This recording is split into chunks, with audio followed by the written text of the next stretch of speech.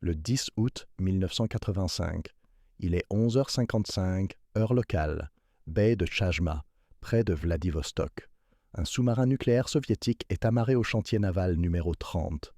Du combustible nucléaire frais est en cours de chargement. Le couvercle de la salle de contrôle a été soulevé trop haut. Le réacteur est exposé, et puis quelqu'un le sent. Une secousse. Peut-être due aux vagues dans la baie, peut-être due au sillage d'un navire qui passe. Le cœur du réacteur suspendu bouge. Juste un peu, juste assez. Le réacteur tribord devient instantanément critique.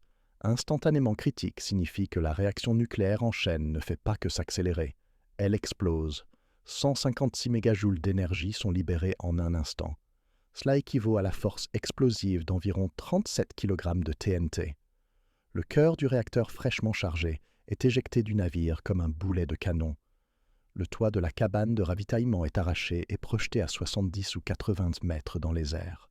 Il atterrit à 30 mètres au large dans la baie. La coque pressurisée du sous-marin K-43-1 se rompt. La cloison arrière s'effondre. Un incendie se déclare immédiatement dans le compartiment du réacteur. Il brûlera pendant 4 heures d'affilée. 10 membres du personnel naval meurent sur place. 8 officiers, 2 hommes de troupe. Ils ne meurent pas des suites des radiations. Pas encore. Ils meurent de l'explosion elle-même, des brûlures thermiques, de la force brute d'un réacteur nucléaire qui explose devant leurs yeux. C'est la catastrophe du sous-marin K-431, l'explosion du réacteur que les Soviétiques ont tenté d'étouffer. Avant de plonger dans le vif du sujet, pensez à liker et à vous abonner. Le K-431 était un sous-marin lanceur d'engins de classe Echo 2 du projet 675. Il était équipé de 2 réacteurs à eau pressurisée. Une conception navale soviétique standard. Rien d'expérimental, rien de révolutionnaire. Juste du matériel classique en service depuis des années. Le sous-marin subissait des opérations de ravitaillement standard au chantier naval numéro 30 à Gorniak. Une installation militaire fermée nichée dans la baie de Tchajma. Une partie du grand complexe de la baie Pierre-le-Grand, près de Vladivostok. Toute la zone était interdite d'accès, entourée de villes fermées dont les noms n'apparaissaient pas sur les cartes civiles. Shkotovo 22, aujourd'hui appelé Fokino, Bolchoï Kamen, des endroits où les sous-marins nucléaires venaient être entretenus, ravitaillés en carburant et réparés. Des endroits où les accidents pouvaient être maîtrisés. Du moins, c'est ce qu'ils pensaient. Le processus de ravitaillement en carburant était censé être méthodique, contrôlé. Le couvercle du réacteur, qui contient les barres de contrôle, est soulevé. De nouveaux assemblages combustibles sont chargés dans le cœur. Tout se déroule selon des procédures strictes. Des poutres de limitation physique sont prévues à cet effet. Des butées métalliques empêchent le couvercle du réacteur d'être soulevé trop haut, car si vous retirez les barres de contrôle trop loin d'un cœur neuf et hautement réactif, vous perdez votre marge de sécurité, vous perdez le contrôle. Le 10 août, quelqu'un a mal positionné la poutre de limitation. Le couvercle s'est soulevé plus haut qu'il n'aurait dû. Les barres de contrôle se sont retirées plus loin que prévu. Le réacteur est resté là, en équilibre précaire au bord de la criticité. Il suffisait d'une petite poussée. Et puis, selon les rapports, il y a eu des vagues, ou peut-être le sillage d'un navire qui passait. Quelque chose a provoqué le déplacement du cœur du réacteur suspendu. La géométrie a changé. Le flux neutronique a augmenté, et le réacteur n'est pas seulement devenu critique, il est devenu instantanément critique. Dans une réaction nucléaire normale, les neutrons sont retardés. Ils vous donnent le temps de réagir, le temps de vous adapter, le temps de tout arrêter. La criticité instantanée signifie que la réaction en chaîne est entièrement soutenue par des neutrons immédiats. Il n'y a pas de retard, pas d'avertissement, pas de temps. La réaction double. Et double encore, et encore, en quelques millisecondes. Ce n'est pas une fusion lente, c'est une détonation. 5 fois 10 à la puissance 18 fissions se sont produites. Cela représente environ 1,95 mg d'uranium 235 physiquement fissionné. Cela ne semble pas beaucoup, mais lorsque vous convertissez la masse en énergie avec une efficacité nucléaire, 1,95 mg devient 156 mégajoules. Assez d'énergie pour vaporiser du métal, pour faire exploser un toit dans les airs, pour rompre la coque d'un sous-marin. L'explosion était thermique et alimentée par la vapeur. La chaleur instantanée a vaporisé l'eau de refroidissement. La pression de la vapeur n'avait nulle part où aller. Elle est donc montée, est sortie, et a emporté le cœur du réacteur avec elle. Tout le cœur a été éjecté du réacteur. Il ne s'agissait pas d'une fusion partielle, ni d'une brèche dans l'enceinte de confinement avec une fuite lente. Tout a été projeté dans les airs et s'est dispersé dans le chantier naval. Des assemblages combustibles hautement radioactifs, des pastilles d'uranium frais, des fragments de gaines. Tout cela était désormais exposé à l'air libre. Le toit de la cabane de ravitaillement, une structure massive en acier et en béton, a été arraché de ses fixations. Il a volé sur 70 à 80 mètres. Il a atterri à 30 mètres dans la baie de Chajma. Les ouvriers sur le quai ont vu la scène. Un instant, le ravitaillement en combustible se déroulait normalement. L'instant d'après, il y a eu une explosion, un toit dans le ciel et un sous-marin en feu. L'explosion immédiate a tué 10 personnes. Des officiers qui supervisaient le ravitaillement en combustible, les techniciens qui s'occupèrent du matériel de manutention du carburant. Ils se trouvaient suffisamment prêts pour être pris dans l'onde de choc thermique initiale, assez près pour que la seule onde de choc soit mortelle. Les radiations ne sont arrivées que plus tard. Pour eux, ce fut le feu et la force. 49 autres personnes ont subi des blessures dues aux radiations. 10 d'entre elles ont développé un syndrome d'irradiation aiguë. C'est l'IRA, le type d'exposition qui empêche vos cellules de se diviser. Votre moelle osseuse cesse de fonctionner. Votre système immunitaire s'effondre. Certains rapports font état de 7 cas d'ARS. D'autres en mentionnent 10. Les Soviétiques n'ont jamais publié de dossiers médicaux complets. Mais ce que nous savons, c'est que les doses externes ont atteint jusqu'à 2,2 degrés et les doses thyroïdiennes ont atteint 4 sieverts. Pour mettre les choses en perspective, un sievert est une exposition grave. 4 sieverts pour la thyroïde signifie que celle-ci absorbe suffisamment d'iode radioactif pour causer des dommages permanents. Le risque de cancer monte en flèche. La fonction cellulaire se dégrade. Et les pompiers qui se sont précipités pour lutter contre l'incendie du compartiment du réacteur, ils ont été les plus touchés, car le feu a brûlé pendant 4 heures, et à chaque respiration, ils ont inhalé des produits de fission, des isotopes d'iode, des gaz nobles, des particules chargées de césium et de strontium. Le panache a commencé à se propager immédiatement. Des débris sont tombés à une distance de 50 à 100 mètres du site de l'explosion. Mais la contamination atmosphérique ne s'est pas arrêtée là. Elle a dérivé. Les vents du sud-est ont transporté le panache à travers la péninsule de Dunaj, un étroit couloir de contamination, long d'environ 3,5 km, large de 200 à 650 mètres. Les zones forestières situées sous le vent ont été recouvertes de retombées radioactives. Les échantillons de sédiments prélevés dans la baie plus tard dans la journée ont montré des taux de dose gamma supérieurs à 0,6 millisieverts par heure dans 80% des échantillons.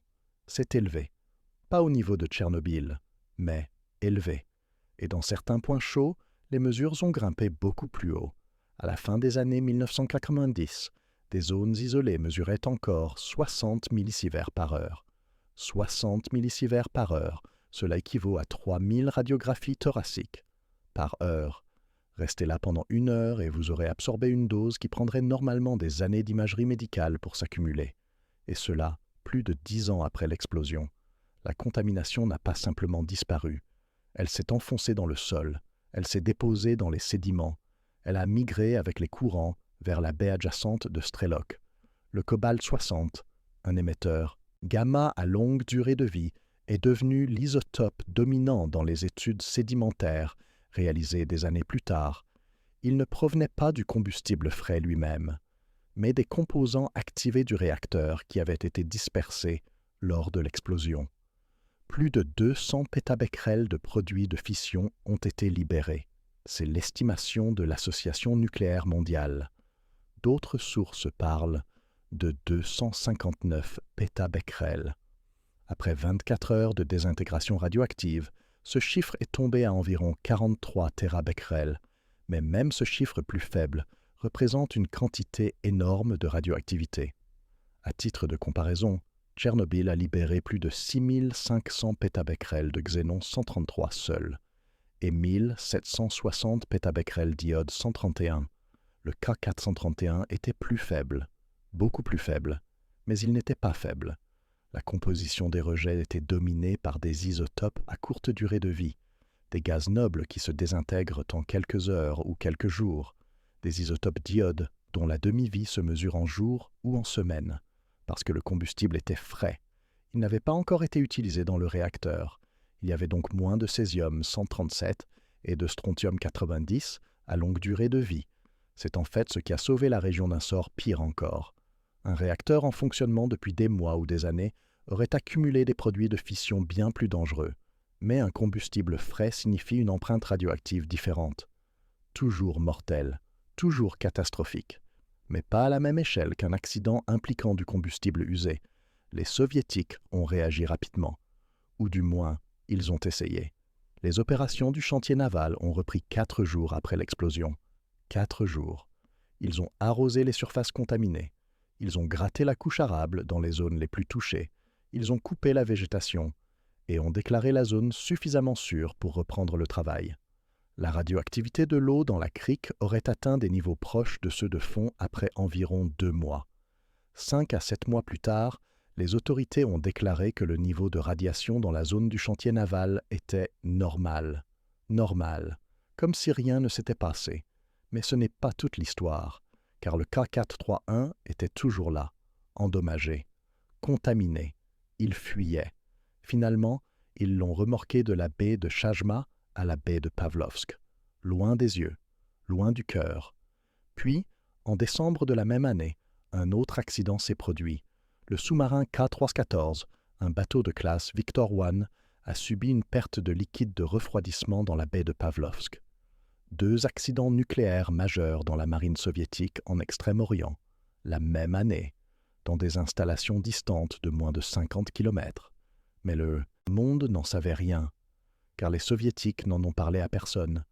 L'accident a été classé secret, enterré sous plusieurs couches de secret militaire. Aucun rapport n'a été envoyé à l'Agence internationale de l'énergie atomique. Aucune reconnaissance publique, aucune notification internationale. Pendant des années, le monde extérieur n'avait aucune idée qu'un réacteur de sous-marin soviétique avait explosé dans une base navale près de Vladivostok. Ce n'est qu'en 1992 et 1993, après l'effondrement de l'Union soviétique, que des informations plus détaillées ont commencé à émerger. Les journalistes ont commencé à creuser. Des groupes environnementaux comme Bellona ont lancé des campagnes pour déclassifier les accidents de sous-marins soviétiques. Et petit à petit, l'histoire du K431 a commencé à faire surface. Mais même alors, les détails étaient fragmentaires, contestés, incomplets. Combien de personnes ont été blessées? Certaines sources parlent de 49. D'autres affirment que plus de 290 personnes ont été exposées à des doses élevées. Combien ont développé un syndrome d'irradiation aiguë? 7? 10? Les chiffres divergent. Quelle a été la dose collective totale reçue par les équipes de nettoyage? On ne le sait pas. Quelle a été la quantité réelle de radioactivité libérée? Les estimations varient entre plus de 200 pétabecquerels et 259 pétabecquerels. Et cette zone de contamination, longue de 3,5 km et large de 200 à 650 mètres, est contestée par certaines sources, car les Soviétiques n'ont jamais publié de reconstruction complète des doses. Ils n'ont jamais publié de compte-rendu complet de ce qui s'est passé, et des décennies plus tard, les lacunes persistent. Voici ce que nous savons. Le 10 août 1985, le réacteur d'un sous-marin nucléaire soviétique a explosé pendant le ravitaillement en combustible. 10 personnes sont mortes sur le coup. Des dizaines d'autres ont été irradiées. Un chantier naval a été contaminé. Une baie a été empoisonnée. Et la marine soviétique a étouffé l'affaire, jusqu'à ce qu'elle ne puisse plus le faire. L'explosion n'était pas un accident. Elle est le résultat d'une série de choix. Des choix faits plusieurs semaines avant le 10 août. Des choix faits le jour du ravitaillement. Des choix qui se sont accumulés jusqu'à ce que le seul résultat possible soit la catastrophe. Pour comprendre comment le réacteur du K431 a explosé, il faut comprendre comment fonctionnait le ravitaillement de la marine soviétique, et surtout comment il était censé fonctionner.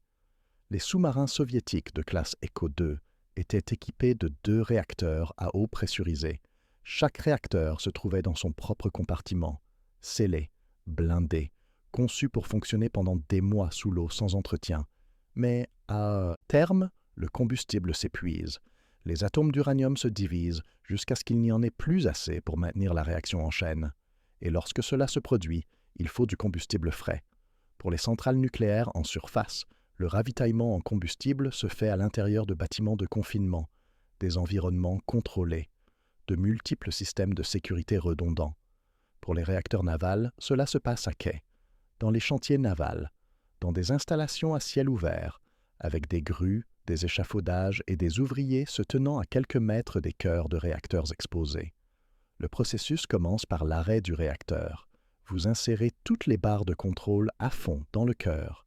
Vous laissez le réacteur refroidir. Vous vidangez le circuit de refroidissement primaire. Puis, vous dévissez l'énorme couvercle du réacteur. Ce couvercle pèse des tonnes. Ce n'est pas seulement un bouchon, c'est une tête de cuve sous pression qui contient les mécanismes d'entraînement des barres de contrôle.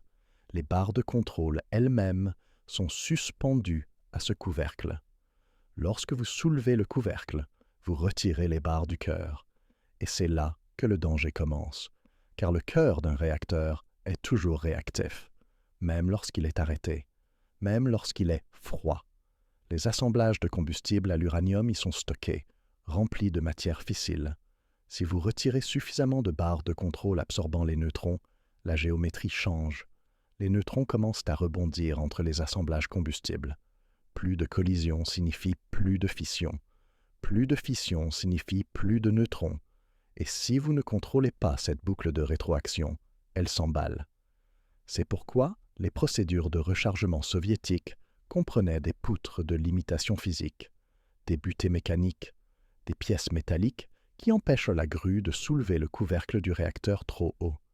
Les poutres sont positionnées de telle sorte que même si le grutier commet une erreur, même si le gréement tombe en panne, les barres de contrôle ne peuvent pas être retirées au-delà d'une distance de sécurité. Il s'agit d'un dispositif de sécurité simple et passif. Pas d'électronique, pas de capteur, juste de la physique. Si la poutre est en place, le couvercle ne peut pas s'élever trop haut. Le 10 août, la poutre n'était pas en place, ou elle était mal positionnée. Les rapports utilisent les 2 termes. Dans tous les cas, le résultat était le même. La grue a soulevé le couvercle du réacteur plus haut qu'il n'aurait dû l'être. Les barres de contrôle ont été retirées plus loin que prévu, et le cœur de combustible frais est resté là, à peine sous critique, à peine contrôlé, en attente. Le combustible frais est le combustible le plus réactif. Lorsque l'uranium-235 se fissionne, il produit des produits de fission, des isotopes tels que le xénon-135 et le samarium-149. Ce sont des poisons neutroniques. Ils absorbent les neutrons et suppriment la réaction en chaîne. Dans un réacteur en fonctionnement, cela est en fait utile. Cela fournit une rétroaction négative, une autorégulation. Mais le combustible frais n'a rien de tout cela. Pas encore de produits de fission, pas de poison, juste de l'uranium pur, hautement enrichi. Les réacteurs EcoTEW utilisaient du combustible enrichi à environ 20% en uranium-235. C'est du niveau de l'uranium militaire, pas tout à fait du niveau de l'uranium pour bombes, mais presque. Et lorsque vous placez ce combustible dans un cœur de réacteur naval compact, la densité du flux neutronique est énorme, beaucoup plus élevée que dans les réacteurs civils, car il faut beaucoup de puissance dans un petit espace. Il faut propulser un sous-marin sous l'eau à grande vitesse.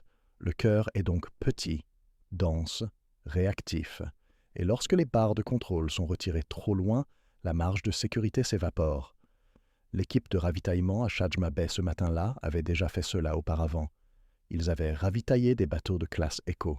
Ils avaient manipulé des réacteurs à eau pressurisée. C'était une routine, ou cela aurait dû l'être. Mais à un moment donné de la procédure, quelque chose a mal tourné. Peut-être que la poutre de limitation n'a jamais été installée. Peut-être qu'elle a été installée, mais à la mauvaise hauteur. Peut-être que quelqu'un l'a déplacée pendant l'opération. Les rapports ne le précisent pas. Ce qu'ils précisent, c'est que la grue a soulevé le couvercle trop haut. Les barres de contrôle ont été retirées au-delà de leurs limites d'extraction sécuritaire, et le réacteur est resté là, au bord du précipice. Puis, il y a eu la secousse. Les rapports parlent de vagues et sillages possibles. Certains témoignages décrivent un navire passant à proximité dans la baie. Le sillage fait légèrement tanguer le sous-marin. Le couvercle suspendu du réacteur oscille. La géométrie change. De quelques millimètres seulement. Mais dans le cœur d'un réacteur, chaque millimètre compte. Les assemblages combustibles sont positionnés avec un espacement précis. L'eau comble les espaces entre eux. Cette eau agit comme un modérateur. Elle ralentit les neutrons rapides afin qu'ils soient le plus susceptibles de provoquer des fissions. Si l'espacement change, si l'épaisseur de l'eau entre les assemblages combustibles change, le flux neutronique change. Et si vous êtes déjà à la limite de la criticité, ce changement suffit. La population de neutrons augmente, le taux de fission double, la puissance de sortie double, la température augmente, plus de neutrons, plus de fission. Croissance exponentielle. Dans un réacteur contrôlé, vous avez le temps de réagir. Les neutrons retardés vous donnent quelques secondes. Les systèmes d'arrêt automatique vous donnent quelques millisecondes. Dans le cas d'une excursion critique rapide, vous n'avez rien. Le temps de doublement se mesure en microsecondes. Au moment où le premier capteur enregistre une anomalie, la réaction est déjà hors de contrôle. Au moment où un être humain pourrait réagir, c'est déjà fini. 5 fois 10 à la puissance 18 fissions se sont produites. Ce chiffre provient d'une analyse technique effectuée des années plus tard. Les chercheurs ont tenté de reconstituer ce qui s'était passé à l'aide de modèles physiques et de données sur la contamination. Ils ont estimé le rendement total de la fission. Ils ont calculé l'énergie libérée. 156 mégajoules, équivalent à environ 37 kg de TNT. Ce n'est pas une explosion importante selon les normes militaires. Une bombe conventionnelle peut libérer beaucoup plus d'énergie. Mais ce n'était pas une bombe conventionnelle. C'était un réacteur nucléaire qui a explosé de l'intérieur. Toute cette énergie a été libérée dans la cuve du réacteur elle-même, dans l'eau de refroidissement, dans les assemblages combustibles. L'eau s'est vaporisée instantanément. La pression de la vapeur a atteint des milliers de livres par pouce carré. La cuve du réacteur n'a pas pu la contenir. Le métal s'est rompu. Les soudures ont cédé. Tout le cœur a été éjecté vers le haut comme un canon. Des assemblages combustibles neufs ont été projetés dans les airs. Des fragments de gaines se sont dispersés dans le chantier naval. Des pastilles d'uranium ont plu sur le quai. Et le toit de la cabane de ravitaillement, qui était censé fournir une certaine protection, un certain blindage, a été arraché. 70 à 80 mètres de vol, 30 mètres au large. Une structure massive en acier et en béton, projetée dans les airs. Le sous-marin lui-même a été détruit. La coque pressurisée s'est rompue. La cloison arrière s'est effondrée. Les tuyaux se sont rompus. Les câbles se sont sectionnés. Et puis, le feu s'est déclaré. Car lorsqu'un réacteur explose, il n'y a pas que des dommages mécaniques. Il y a aussi la chaleur, une chaleur intense et soutenue. Le compartiment du réacteur était rempli de matériaux inflammables, isolants, câbles, lubrifiants. Tout a pris feu, et comme le circuit de refroidissement primaire était endommagé, il n'y avait aucun moyen de refroidir les composants restants du réacteur. Ils ont continué à chauffer, à brûler. L'incendie a duré 4 heures. 4 heures pendant lesquelles de la fumée radioactive s'est répandue dans l'air. 4 heures pendant lesquelles des produits de fission se sont évaporés et ont dérivé dans le sens du vent. 4 heures pendant lesquelles les pompiers ont lutté contre un incendie auquel ils ne pouvaient pas s'approcher, car les niveaux de radiation près du sous-marin étaient mortels. L'explosion immédiate a tué 10 personnes. Elles se trouvaient suffisamment près pour être touchées par l'explosion initiale. Des officiers supervisant le ravitaillement en combustible, des techniciens actionnant la grue, des ouvriers sur le quai. La seule impulsion thermique a suffi à causer des brûlures mortelles. L'onde de choc a projeté des débris, des fragments métalliques, des morceaux de béton, et puis il y a eu les radiations. Mais ce ne sont pas les radiations qui les ont tués immédiatement. Ils sont morts à cause de l'explosion elle-même, à cause du feu, à cause des traumatismes. Les radiations sont venues après, pour les survivants, pour les pompiers qui se sont précipités sur les lieux, pour les équipes de nettoyage qui sont arrivées dans les jours et les semaines qui ont suivi, 49 personnes ont subi des blessures dues aux radiations. 10 ont développé un syndrome d'irradiation aiguë, des doses externes allant jusqu'à 2,2 degrés, des doses thyroïdiennes allant jusqu'à 4 sieverts. Ces chiffres représentent des dommages cellulaires réels et mesurables. À degrés, votre moelle osseuse commence à défaillir. La production de cellules sanguines diminue. Votre système immunitaire s'affaiblit. Vous devenez vulnérable aux infections.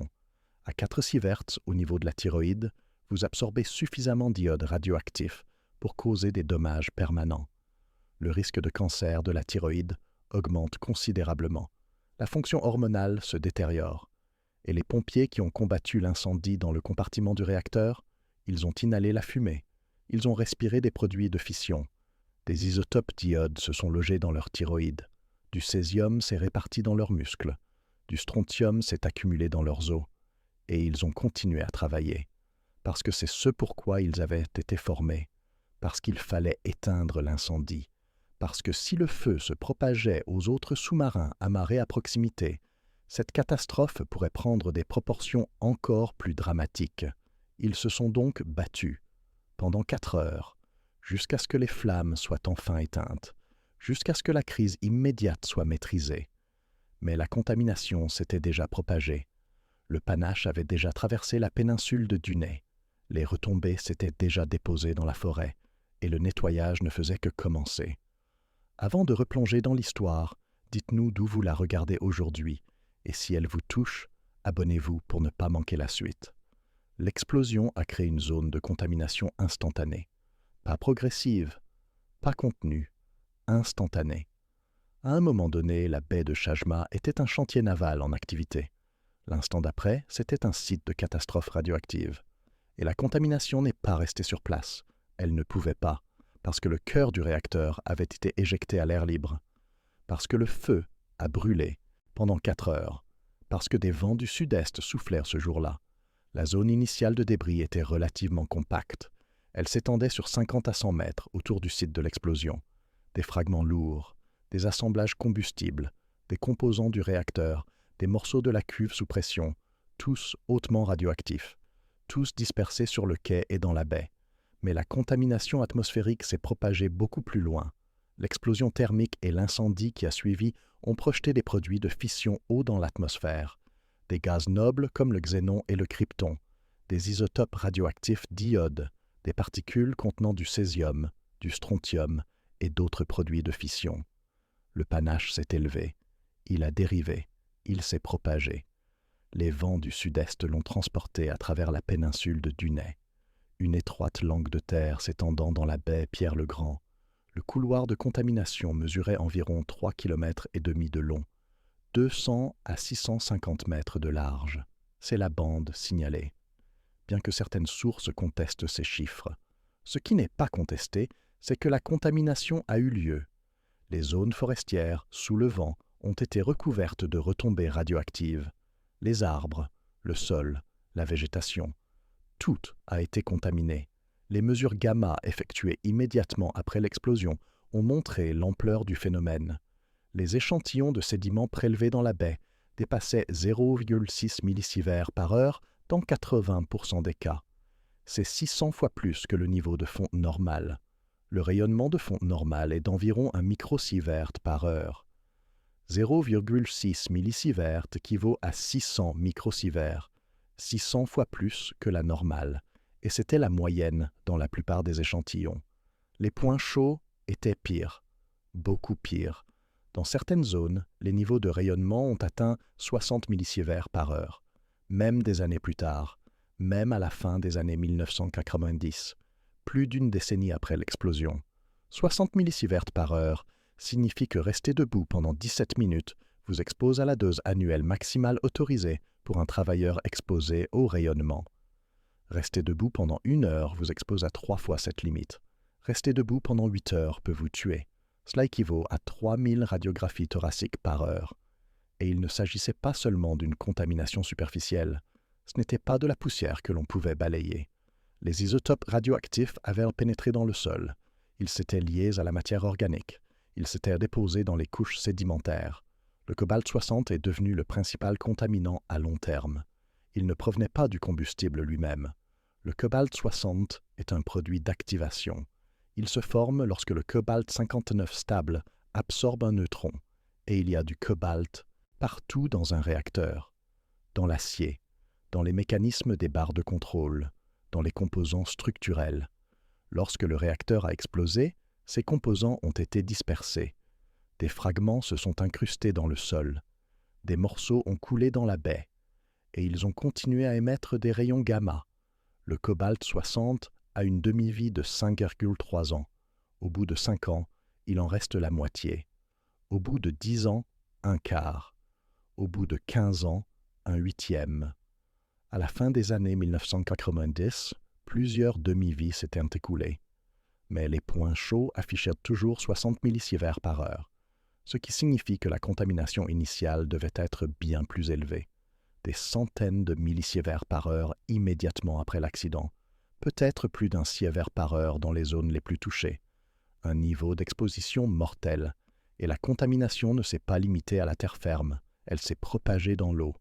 La baie de Chajma fait partie de la baie Pierre-le-Grand, une immense crique sur la mer du Japon.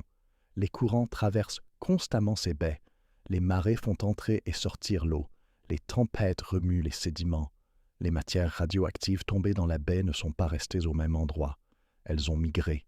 Des particules de cobalt-60 en suspension dans l'eau ont dérivé vers la baie de Strelok, une étendue d'eau adjacente, qui abrite une faune marine, utilisée par les bateaux de pêche, reliée à l'écosystème côtier plus large.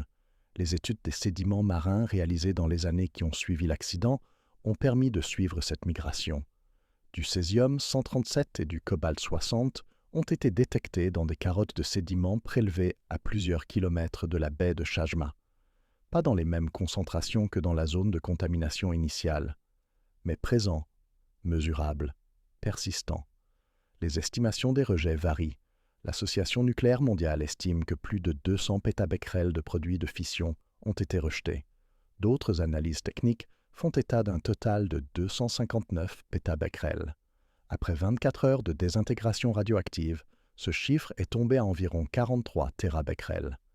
Mais même ce chiffre plus faible représente un énorme stock de radioactivité.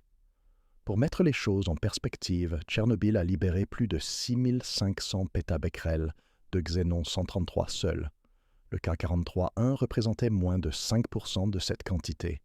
Beaucoup moins, mais pas négligeable, car la composition des rejets est tout aussi importante que leur quantité totale. Le cœur du K43-1 était constitué de combustible frais. Il n'avait pas été utilisé.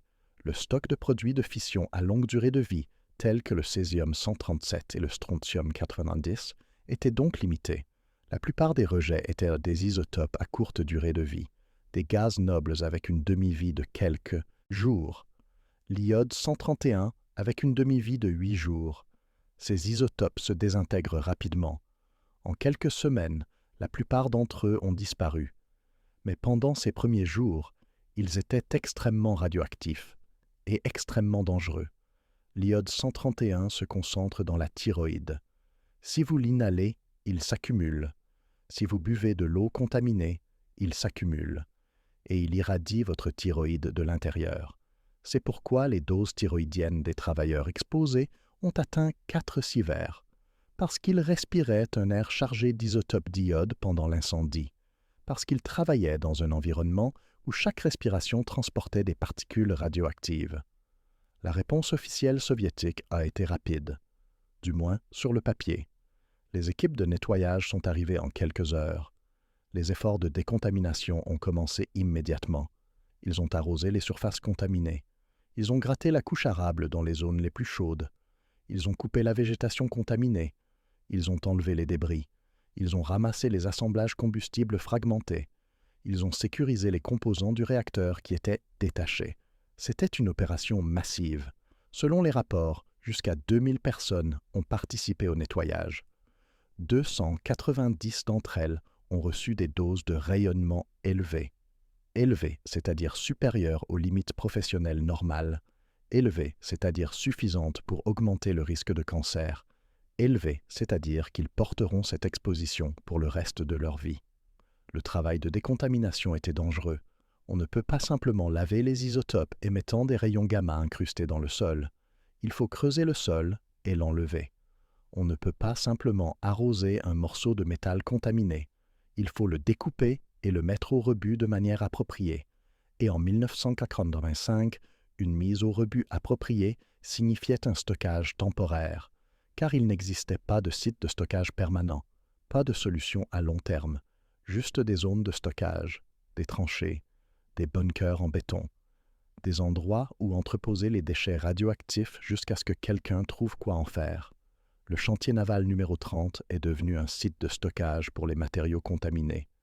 Résines échangeuses d'ions provenant de la décontamination de l'eau, composants de réacteurs contaminés, terre provenant des zones les plus contaminées, végétation provenant des zones forestières, tout cela s'est accumulé.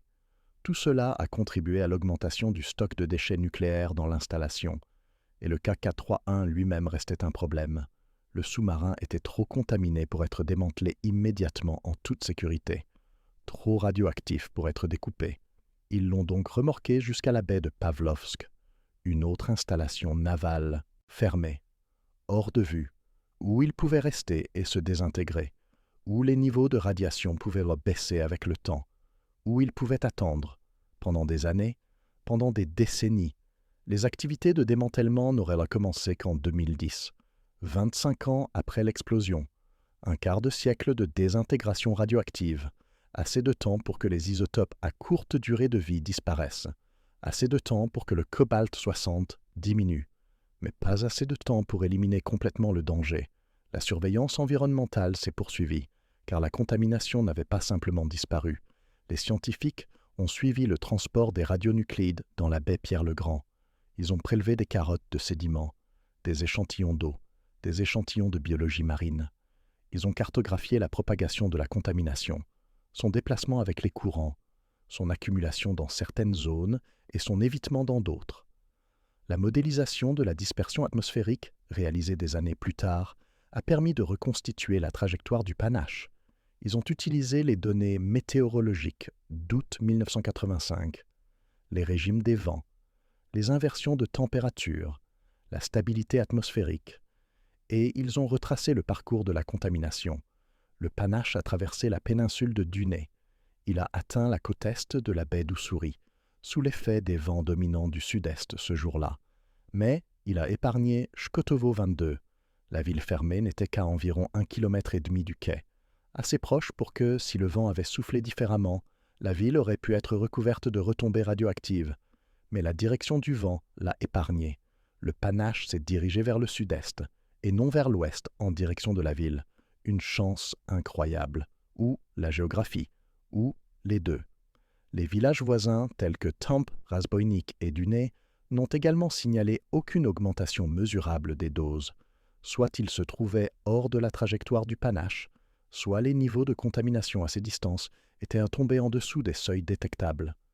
La ville de Vladivostok, située à environ 50 km, n'a subi aucun impact, aucune augmentation des niveaux de radiation, aucun événement de contamination. La distance était trop grande, la dispersion trop diluée.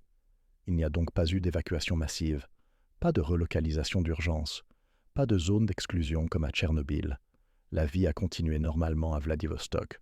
La plupart des gens ne savaient même pas qu'un accident s'était produit, parce que les Soviétiques ne leur avaient rien dit. L'accident a été classé secret. Le secret militaire a prévalu. Et pendant des années, la zone de contamination autour de la baie de Chajma est restée une zone réglementée.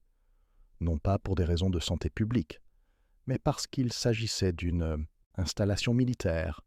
Elle avait toujours été réglementée. Et maintenant, il y avait une raison supplémentaire pour que cela reste ainsi. L'Union soviétique avait un protocole en cas d'accident nucléaire. Nié, retardé, minimisé. Et si rien de tout cela ne fonctionne, classé secret. K-43-1 a parfaitement suivi ce protocole. Le 10 août 1985, le réacteur d'un sous-marin nucléaire a explosé dans une base navale située près de l'une des plus grandes villes soviétiques du Pacifique. 10 personnes ont trouvé la mort, des dizaines d'autres ont été irradiées, une baie a été contaminée, et le gouvernement soviétique n'a rien dit. Aucune annonce publique, Aucun avertissement aux populations voisines. Aucune notification aux autorités internationales. L'accident a immédiatement été classé secret d'État. Les militaires qui en ont été témoins ont reçu l'ordre de garder le silence. Le personnel médical qui a soigné les blessés était soumis à des protocoles de sécurité. Les équipes de nettoyage ont signé des accords de confidentialité et le reste du monde n'avait aucune idée de ce qui s'était passé. Ce n'était pas inhabituel. Le secret nucléaire soviétique était absolu. L'Agence internationale de l'énergie atomique avait établi des protocoles de notification après 3 Mile Island. Les pays étaient censés signaler les accidents nucléaires importants, en particulier ceux qui pouvaient affecter les nations voisines. Mais l'Union soviétique ne reconnaissait pas ses obligations pour les installations militaires. Les réacteurs navals étaient des atouts de défense. Les opérations sous-marines étaient classifiées, et ce qui s'était passé à Chajma Bay restait à Chajma Bay. Même au sein de l'Union soviétique, l'information était étroitement contrôlée. Les habitants de Vladivostok n'étaient pas informés. Les autorités civiles locales n'étaient pas briefées. L'accident s'était produit dans une installation militaire fermée, dans une zone réglementée. Seules les personnes directement impliquées connaissaient les détails, et elles ne parlaient pas. La position officielle, lorsqu'on faisait pression en interne, était que l'accident avait été maîtrisé. Impact environnemental minimal. Aucune menace pour la santé publique. Incident de routine. Mais les données sur la contamination racontaient une autre histoire. Des débits de dose gamma dépassant un demi-millisievert par heure, des points chauds atteignant 60 millisieverts par heure des années plus tard, un panache qui traversait des kilomètres de terre, des isotopes radioactifs migrant à travers la baie.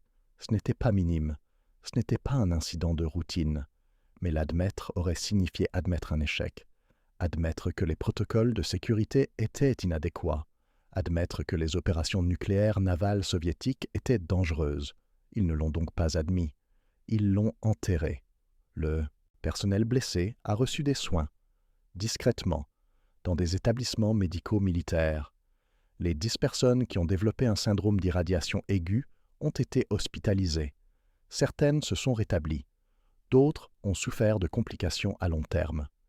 Les conséquences exactes restent inconnues, car l'Union soviétique n'a jamais publié de dossier médicaux complet. Les pompiers qui ont combattu l'incendie du compartiment du réacteur pendant 4 heures ont été reconnus en interne. Certains ont reçu des distinctions, d'autres ont reçu des pensions d'invalidité, mais leurs histoires n'ont pas été rendues publiques. Leurs sacrifices n'ont pas été reconnus publiquement, car les reconnaître aurait signifié reconnaître l'accident. Et l'accident n'existait pas officiellement. Le nettoyage s'est poursuivi pendant des mois. 2000 personnes ont été mobilisées.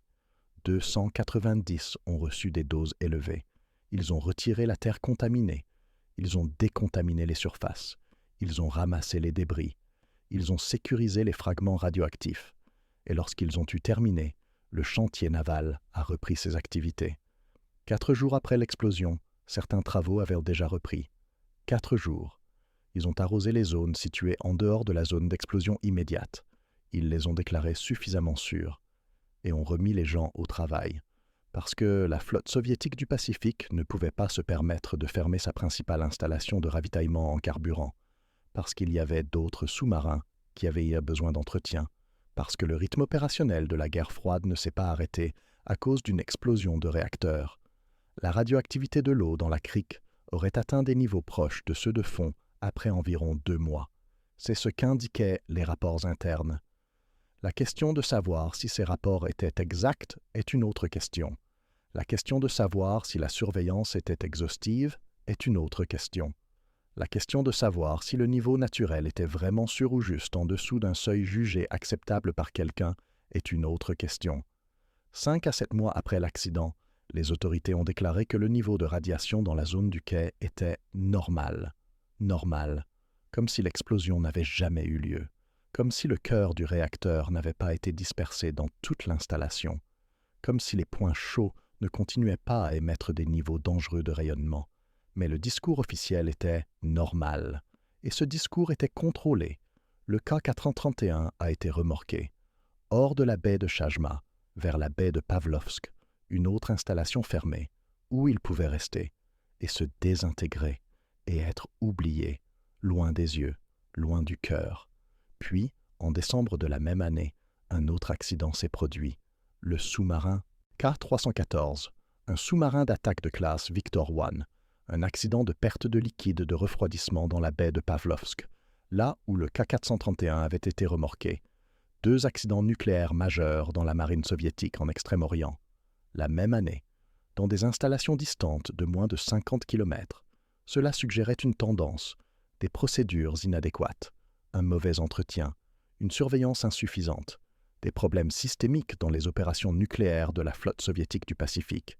Mais ce schéma n'a jamais été examiné publiquement, car le public n'avait connaissance d'aucun des 2 accidents. Les informations sont restées confidentielles, classées secret militaire. Pendant des années, la marine soviétique a continué à fonctionner. Elle a continué à ravitailler les sous-marins dans les mêmes installations. Elle a continué à utiliser les mêmes procédures. Et les accidents ont continué à se produire. Tous n'étaient pas aussi graves que le K-43-1, mais il s'agissait néanmoins d'accidents, des défaillances de réacteurs, des fuites de liquide de refroidissement, des incidents de contamination. Chacun d'entre eux a été classé secret. Chacun d'entre eux a été enterré. Chacun d'entre eux a contribué au bilan caché des opérations nucléaires navales soviétiques. À la fin des années 1980, certaines informations ont commencé à fuiter. Pas officiellement, pas par les canaux gouvernementaux, mais par des murmures, par des membres du personnel naval qui en parlaient à leurs familles, par le personnel médical traitant des blessures qu'ils ne pouvaient expliquer publiquement, par des scientifiques menant des études environnementales et découvrant des anomalies qu'ils n'étaient là pas censés trouver.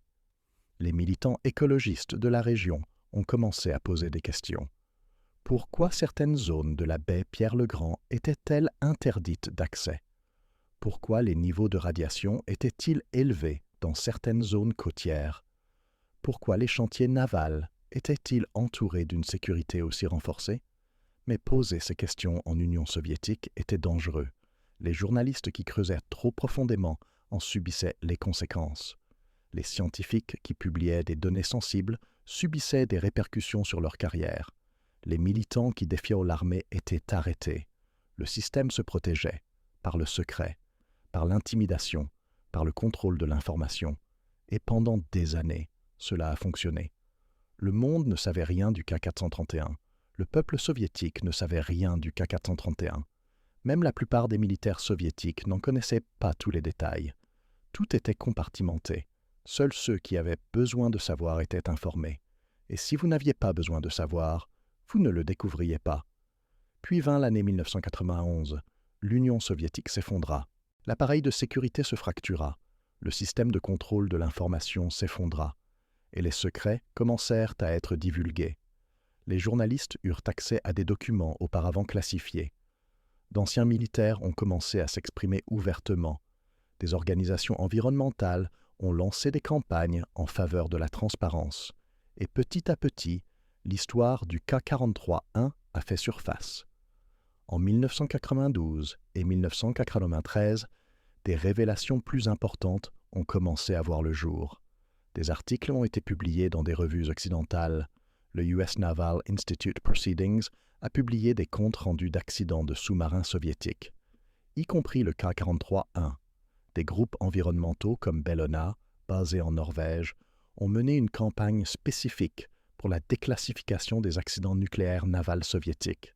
Ils ont recueilli des témoignages, compilé des rapports, fait pression sur le nouveau gouvernement russe pour qu'il fasse preuve de transparence.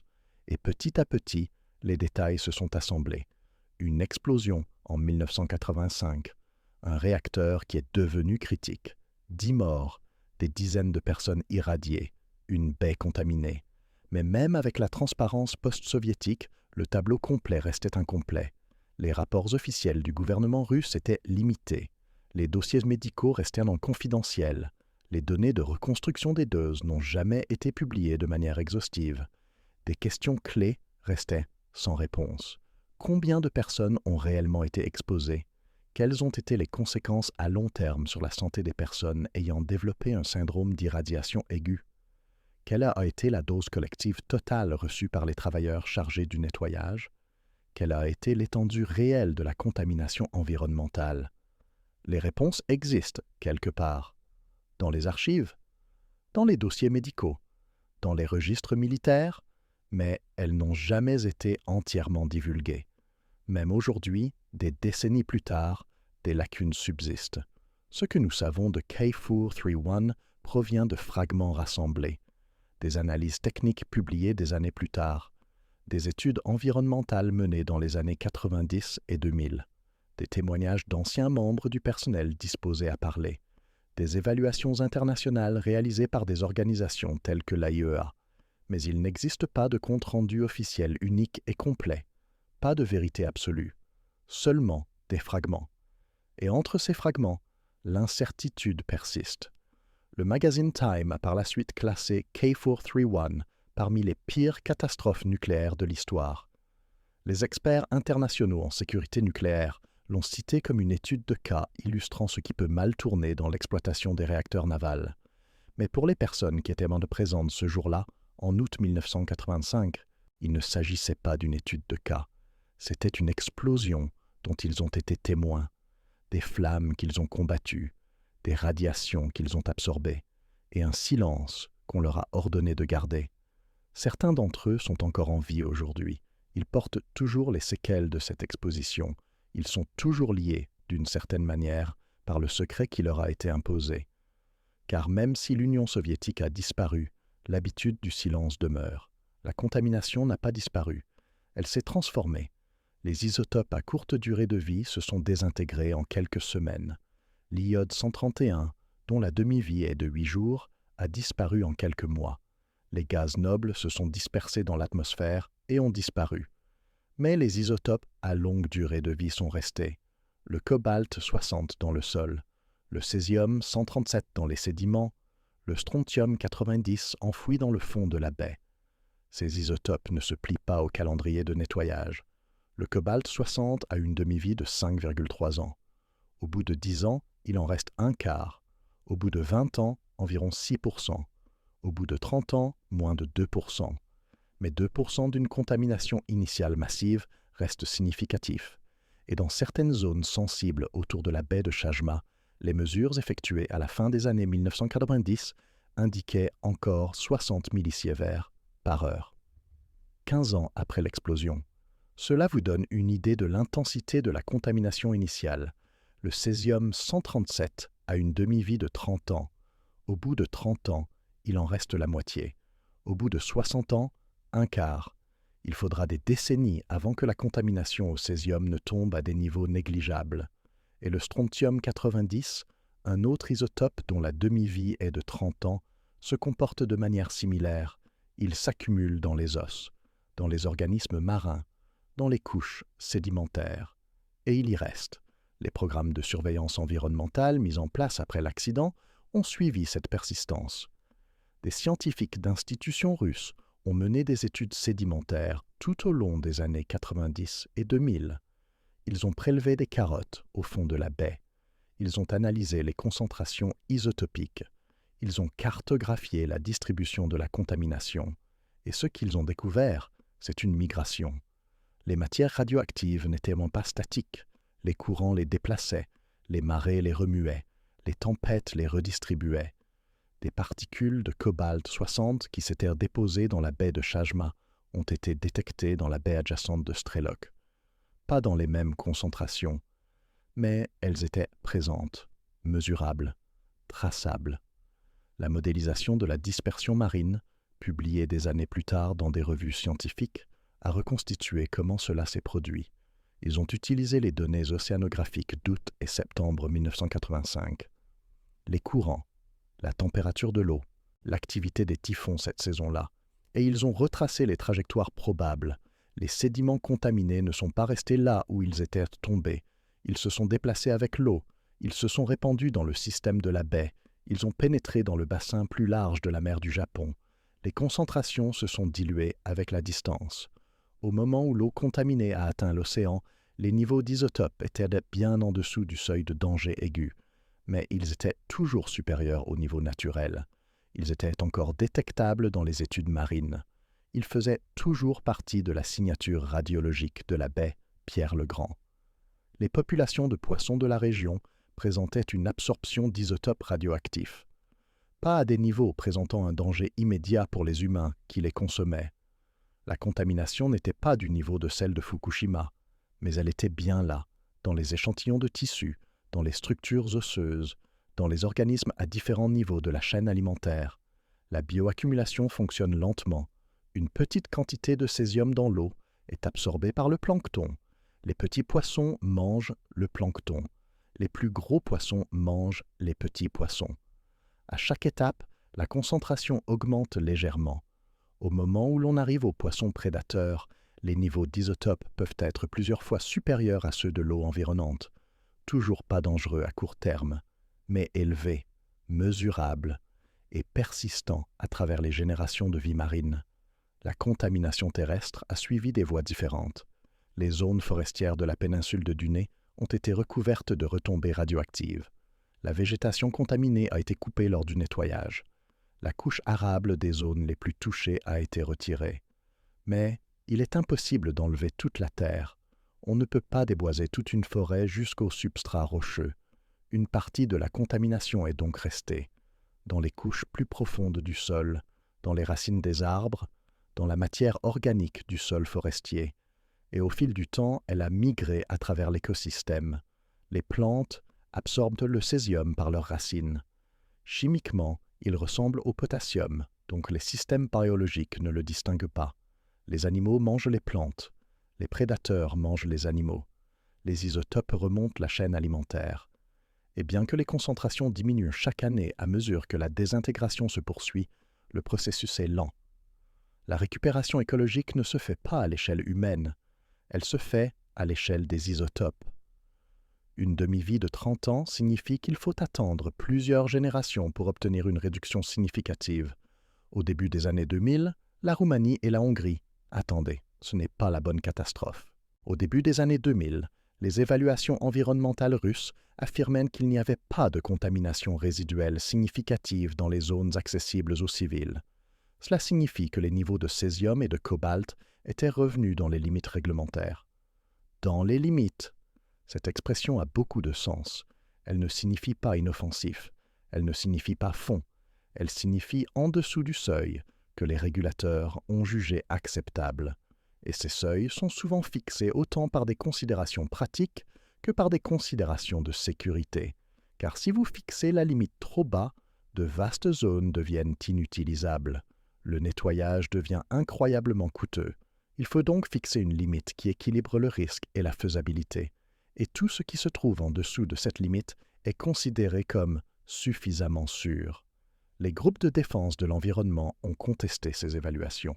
Des organisations telles que Bellona ont continué à surveiller la région de manière indépendante. Elles ont constaté des divergences. Des zones jugées, propres par les enquêtes officielles, présentaient encore des niveaux élevés. Des échantillons de sédiments qui auraient dû être en dessous des limites ne l'étaient pas. Des zones sensibles qui auraient dû être assainies enregistraient encore des doses dangereuses.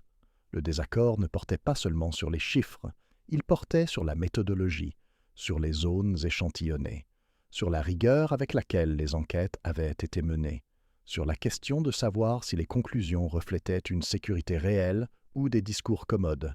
Et en l'absence de données totalement transparentes, les deux interprétations ont persisté. La position officielle, problème résolu, zone sûre. La position indépendante, la contamination persiste, la surveillance est insuffisante. Les deux pouvaient s'appuyer sur des données pour étayer leurs affirmations. Les deux pouvaient remettre en question les méthodes de l'autre, et la vérité se situait probablement quelque part entre les deux. Les effets à long terme sur la santé du personnel exposé restent mal documentés. Les 10 cas de syndrome d'irradiation aiguë n'ont jamais fait l'objet d'une divulgation publique. Ont-ils complètement guéri?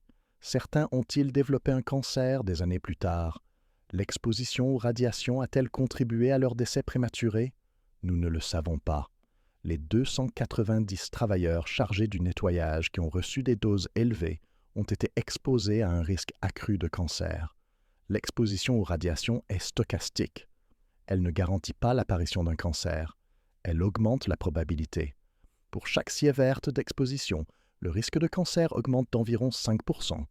Si ces travailleurs ont reçu une dose moyenne de 100 millisieverts, 0,1 sievert, cela représente une augmentation de 0,5% du risque de cancer au cours de leur vie. Sur 290 personnes, cela pourrait signifier 1 ou 2 cancers supplémentaires qui ne se seraient pas produits autrement. Mais on ne peut pas pointer du doigt un cancer spécifique et affirmer avec certitude qu'il est dû au K431. On ne peut que regarder les populations et constater des augmentations statistiques. Et lorsque la population est petite et que les registres sont incomplets, même cela devient incertain. Certains anciens membres du personnel se sont exprimés publiquement ces dernières années, dans des interviews accordées aux médias russes, dans des témoignages recueillis par des organisations environnementales. Ils décrivent des problèmes de santé à long terme, des problèmes thyroïdiens, une fatigue persistante, un dysfonctionnement du système immunitaire. Il est impossible de dire avec certitude si ces problèmes sont directement attribuables à l'exposition aux radiations ou à d'autres facteurs. Mais le schéma correspond à ce que nous savons des effets des radiations. Et leur récit ajoute de la substance à ce que les rares données officielles ne peuvent pas transmettre. Les conséquences de l'accident se sont étendues au-delà de la baie de Chajma. Elles ont influencé les pratiques de sécurité nucléaire de la marine soviétique, puis russe. Pas immédiatement, pas de manière spectaculaire, mais progressivement. Des changements de procédure ont été mis en œuvre, des contrôles plus stricts sur les opérations de ravitaillement en combustible, une meilleure formation du personnel manipulant les cœurs des réacteurs, une meilleure surveillance du positionnement des faisceaux, une surveillance renforcée pendant les opérations de grutage. Ces changements n'ont pas été rendus publics.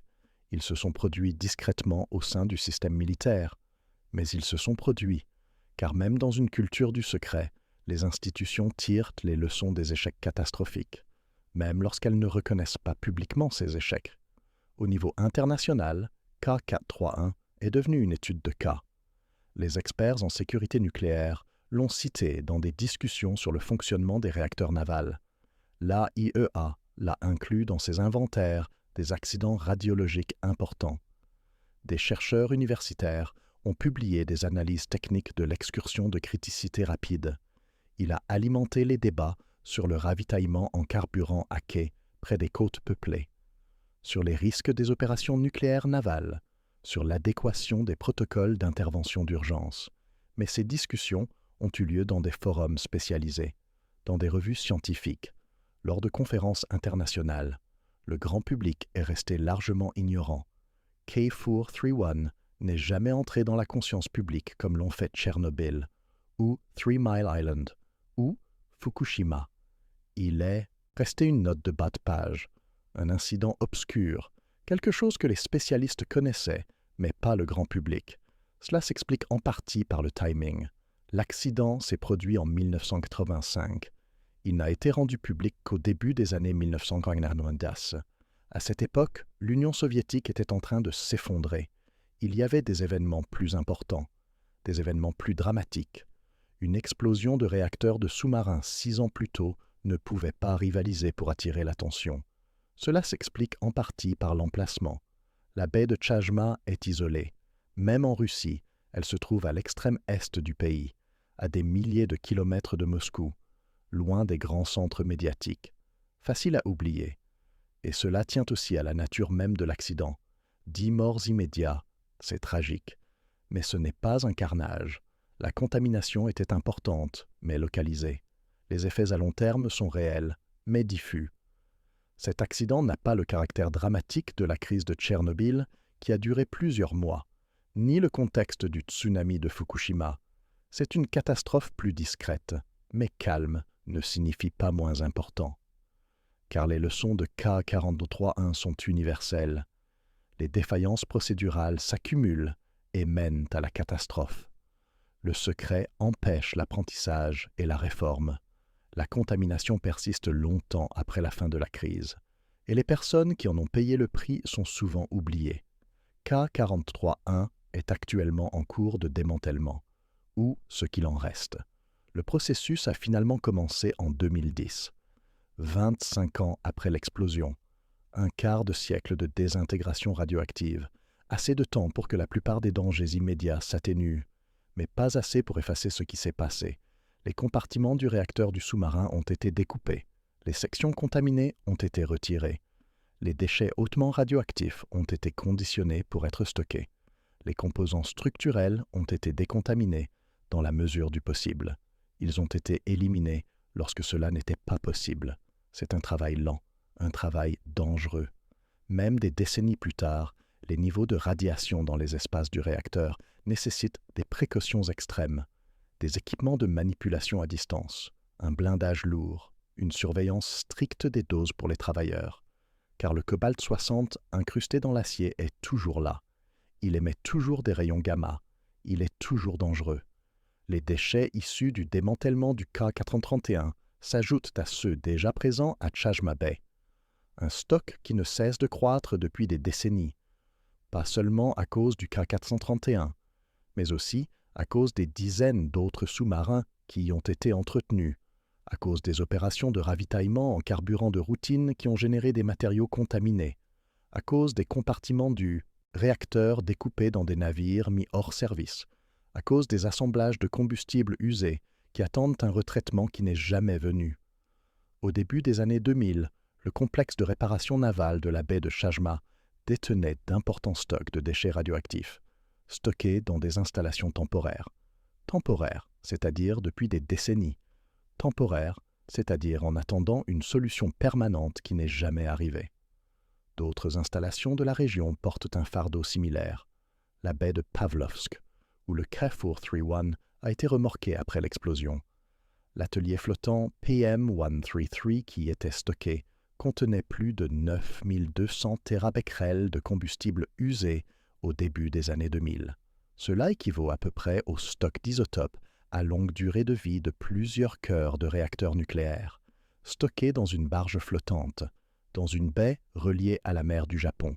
Ces stocks de déchets représentent l'héritage accumulé des opérations nucléaires navales soviétiques, des décennies de ravitaillement en carburant des sous-marins, des décennies de maintenance des réacteurs, des décennies de démantèlement et des infrastructures inadéquates pour tout traiter. Des programmes de coopération internationale ont vu le jour dans les années 90 et 2000 pour remédier à cette situation. Les pays occidentaux, en particulier la Norvège et les États-Unis, ont fourni un financement et une assistance technique pour aider la Russie à gérer en toute sécurité ses déchets nucléaires navals, pour prévenir les catastrophes environnementales, pour réduire les risques de prolifération. Ces programmes ont connu un certain succès. Les installations ont été modernisées. Une partie des déchets a été correctement conditionnée. Certains sites contaminés ont été assainis. Mais l'ampleur du problème dépasse les ressources consacrées à sa résolution, et les complications politiques freinent souvent les progrès. Le K431 a été intégré à ce débat plus large. Il est devenu un élément de référence dans les discussions sur la sécurité nucléaire navale. Une étude de cas sur ce qui se passe lorsque le fonctionnement d'un réacteur tourne mal. Un rappel que les sous-marins comportent des risques qui vont au-delà de leur fonction militaire. Mais les détails spécifiques du K431 restent frustrants car incomplets. Le nombre exact de personnes exposées, contesté. Les doses précises de rayonnement reçues, en partie inconnues. Les conséquences à long terme sur la santé, non documentées publiquement.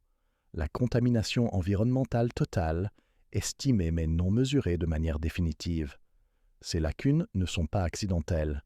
Elles sont le résultat d'un secret qui a persisté pendant des années, de dossiers qui n'ont jamais été compilés de manière exhaustive, de données classifiées ou perdues, d'un système qui a donné la priorité à la sécurité opérationnelle plutôt qu'à la transparence.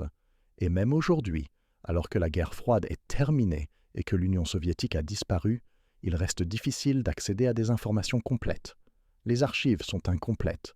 Les dossiers médicaux sont soumis à des restrictions. Les données de surveillance environnementale sont dispersées entre plusieurs institutions. Certaines informations ont tout simplement été perdues, détruites ou n'ont jamais été enregistrées. Il ne nous reste donc que des fragments, des analyses techniques qui reconstituent ce qui s'est probablement passé, des témoignages de personnes disposées à parler, des études environnementales qui montrent les conditions actuelles, mais ne peuvent qu'estimer la contamination passée. Des déclarations officielles qui fournissent certains faits, mais en omettent d'autres. Et entre ces fragments, les questions sans réponse persistent. Combien des 290 travailleurs exposés lors du nettoyage ont développé des maladies liées aux radiations? Quelles ont été les causes spécifiques du décès des 10 victimes immédiates? S'agissait-il uniquement d'un traumatisme dû à l'explosion, ou certains ont-ils survécu à l'explosion pour mourir des suites des radiations dans les heures qui ont suivi? Quel a été le niveau de contamination maximal dans les zones les plus touchées immédiatement après l'explosion? Quelle a été l'efficacité réelle du nettoyage? Qu'est-ce qui reste contaminé aujourd'hui? Ce ne sont pas seulement des questions théoriques, elles sont importantes pour comprendre le coût réel de l'accident, pour évaluer les risques similaires dans d'autres installations, pour éclairer les protocoles de sécurité, pour honorer les personnes qui en ont payé le prix. La leçon plus générale à tirer de K431 n'est pas technique. Il ne s'agit pas de physique des réacteurs ou de procédures de rechargement en combustible. Ces aspects sont importants, mais la véritable leçon concerne ce qui se passe lorsque les institutions privilégient le secret plutôt que la sécurité, lorsque reconnaître un échec est considéré comme une faiblesse, lorsque protéger la réputation est plus important que protéger les personnes. L'accident a été causé par une défaillance procédurale, une poutre de limitation mal positionnée, une barre de contrôle retirée trop loin, de simples erreurs mécaniques qui auraient dû être évitées par plusieurs niveaux de protocoles de sécurité. Mais les protocoles ne fonctionnent que s'ils sont respectés, s'ils sont appliqués, s'il y a une responsabilité en cas de violation. Le système soviétique n'encourageait pas ce type de responsabilité. Il encourageait la conformité. Il encourageait le respect des quotas de production. Il encourageait le maintien d'une apparence de compétence. Et lorsque des accidents se produisaient, il encourageait le silence. Ce silence empêchait l'apprentissage. Si les autres installations ne savent pas qu'un accident s'est produit, elles ne peuvent pas en tirer les leçons. Si le personnel ne sait pas ce qui s'est passé, il ne peut pas éviter de répéter l'erreur. Si le public ne connaît pas les risques, il ne peut pas exiger de meilleures mesures de sécurité. Le secret protège les institutions au détriment des personnes. Et K431 en a payé le prix. 10 morts, des dizaines de personnes irradiées, une baie contaminée et des décennies de conséquences cachées. L'accident met également en évidence les risques particuliers liés aux opérations nucléaires navales. Les centrales civiles disposent d'énormes structures de confinement, de multiples systèmes de sécurité redondants, d'une surveillance réglementaire, d'un contrôle public. Les réacteurs navals n'ont rien de tout cela. Ils fonctionnent dans des espaces confinés, sur des plateformes mobiles, dans des installations conçues pour le secret militaire, avec des cultures de sécurité façonnées par la hiérarchie militaire. Cela ne les rend pas intrinsèquement plus dangereux, mais cela rend les conséquences d'un échec plus difficiles à contenir et plus difficiles à tirer comme leçon, car le secret militaire empêche le type d'analyse ouverte qui améliore la sécurité nucléaire civile. K431 aurait dû susciter immédiatement un débat international sur le ravitaillement à quai à proximité de zones peuplées, sur les contrôles procéduraux lors de la manipulation du cœur du réacteur, sur les protocoles d'intervention d'urgence, sur la gestion des déchets. Mais cela n'a pas été possible, car le monde ignorait que cela s'était produit pendant des années. Et lorsque l'information a été révélée, le moment d'agir immédiatement était passé. D'autres accidents s'étaient reproduits, d'autres leçons avaient été tirées ou non. K431 est devenu historique plutôt qu'urgent, un événement passé plutôt qu'une crise actuelle. Mais la contamination qu'il a laissée derrière lui n'est pas historique. Elle est toujours là, dans les sédiments, dans le sol, dans les isotopes à longue durée de vie qui persisteront pendant des décennies encore. Et les défaillances institutionnelles qui l'ont rendu possible sont toujours là aussi, dans des systèmes qui privilégient le secret à la transparence, dans des cultures qui punissent l'aveu d'erreur, dans des installations où les protocoles de sécurité existent sur le papier mais ne sont pas rigoureusement appliqués. La dernière question que pose K431 ne concerne pas ce qui s'est passé. Nous savons ce qui s'est passé. Un réacteur a explosé. Des gens sont morts. Une baie a été contaminée. La question est de savoir si nous en avons tiré des leçons. si les systèmes qui l'ont rendu possible ont changé, si la transparence a remplacé le secret, si la responsabilité a remplacé le déni, la réponse est mitigée. Certains changements ont eu lieu, certaines leçons ont été apprises, certaines pratiques ont été améliorées, mais les problèmes systémiques persistent. Les installations nucléaires navales fonctionnent toujours avec un contrôle public limité. Des accidents se produisent encore sans être immédiatement divulgués. Les stocks de déchets continuent de s'accumuler sans solution permanente, et les gens en paient encore le prix. Le 10 août 1985, une opération de ravitaillement de routine a tourné à la catastrophe, parce que quelqu'un a mal positionné une poutre, parce que les procédures n'ont pas été respectées, parce qu'un réacteur est devenu critique. 10 personnes sont mortes ce jour-là, des dizaines d'autres ont été irradiées, des centaines ont participé au nettoyage, ce qui les a exposés à des niveaux élevés de radiation. Une baie a été contaminée pendant des décennies, et le monde n'en savait rien, parce que les Soviétiques l'ont caché, jusqu'à ce qu'ils ne puissent plus le faire.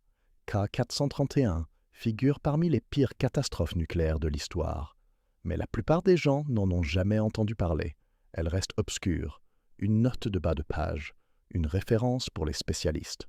Non pas parce qu'elle n'était pas importante, mais parce que le silence est devenu son héritage. La contamination finira par disparaître. Le cobalt-60 se désintégrera. Le césium diminuera. Les points chauds refroidiront. Avec le temps, même les déchets radioactifs deviendront insignifiants. Mais les questions sans réponse ne disparaîtront pas. Elles resteront dans les lacunes des archives, dans les histoires qui n'ont jamais été racontées, dans les données qui n'ont jamais été publiées, dans les personnes dont la souffrance n'a jamais été reconnue. C'est là le véritable héritage de K43-1, pas seulement l'explosion, mais le silence qui a suivi, un silence qui a protégé les institutions, mais qui a trahi les personnes qui méritaient la vérité. Le réacteur est en cours de démantèlement, pièce par pièce, après 25 ans de désintégration. Mais certaines choses ne peuvent être démantelées. Certaines contaminations sont permanentes, pas dans le sol, dans les archives, dans la mémoire, dans la leçon que nous n'avons pas su tirer quand nous en avions l'occasion, car le prochain accident n'est jamais loin. Il suffit d'une erreur de positionnement, d'une défaillance dans la procédure, d'un moment d'inattention. Et si nous n'avons pas appris à privilégier la transparence plutôt que le secret, la sécurité plutôt que la réputation, les personnes plutôt que les institutions, alors K431 ne nous aura rien appris.